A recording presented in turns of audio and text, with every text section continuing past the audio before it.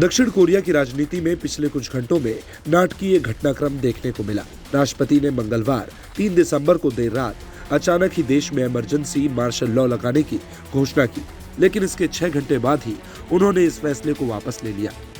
अब ऐसे में सवाल है कि इन 6 घंटों में क्या क्या हुआ जिसकी वजह से इस फैसले को वापस लेना पड़ा। इस पूरे घटनाक्रम को सिलसिलेवार ढंग से समझने की जरूरत है। दक्षिण कोरिया के राष्ट्रपति यून सुक योल ने मंगलवार देर रात 11 बजे देश को संबोधित किया। उन्होंने इस दौरान देश में इमरजेंसी मार्शल लॉ लगाए जाने की घोषणा की। उन्होंने इसके पीछे की वजह विपक्ष को जिम्मेदार ठहराया और कहा कि वह सरकार को पुंग बनाने की कोशिश कर रहा है। मार्शल लॉ लगाने की घोषणा के ऐलान के साथ ही विपक्ष समेत देश भर के लोगों का गुस्सा फूट पड़ा। सिर्फ विपक्ष ही नहीं, राष्ट्रपति की पीपुल्स पावर पार्टी के सांसद ने ही इस फैसले का विरोध किया। पार्टी के प्रमुख नेता हान डोंग हुन ने कड़ी आपत्ति जताई। विपक्षी नेता ने लोगों को संसद के बाहर जुटने को कहा। देखते ही देखते संसद के बाहर हजारों की संख्या में लोग उमड़ पड़े। इस दौरान मार्शल लॉ खत्म करो और तानाशाही को उखाड़ फेंको के नारे गूंजने लगे।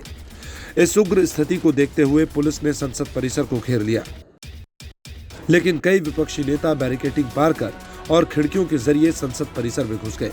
विपक्षी सांसदों ने भी संसद का घेराव कर नारेबाजी की। प्रदर्शनकारियों ने सड़कों पर सेना के वाहनों को रोकना शुरू कर दिया। सेना की ओर से लगाई गई बैरिकेडिंग हटाना शुरू कर दी गई। कई विपक्षी नेताओं को गिरफ्तार कर लिया गया। देश में इमरजेंसी मार्शल लॉ लगाए जाने के बाद नेशनल असेंबली में इस पर वोटिंग के लिए सांसद एकजुट हुए। इस दौरान असेंबली में वोटिंग कराई गई, जिसमें 300 में से 190 सांसदों ने मार्शल लॉ के विरोध में वोट किया।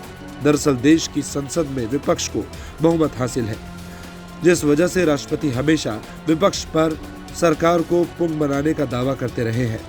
तड़के सुबह 5 बजे ये फैसला वापस लेना पड़ा। बता दें कि देश में आखिरी बार 1980 के दशक में मार्शल लॉ लगाया गया था। उस समय सेना ने लोकतंत्र समर्थक कार्यकर्ताओं के प्रदर्शन को कुचल दिया था। इस दौरान 200 से ज्यादा लोगों की मौत हुई थी।